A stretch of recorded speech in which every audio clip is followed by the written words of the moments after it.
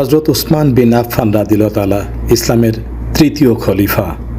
তিনি হলেন আশারা মুবাশশারা, সেই ভাগ্যবান 10 জনের একজন যিনি দুনিয়ায় থেকেই বেহেশতের খোঁজ খবর পেয়েছেন।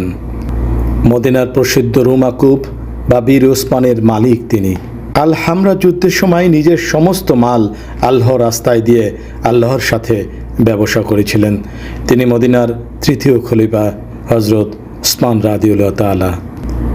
হজরত ওমর রাদিয়াল্লাহু তাআলার যে সমস্ত অসমাপ্ত উন্নয়নমূলক কাজ ছিল তিনি তা সমাপ্ত করেন।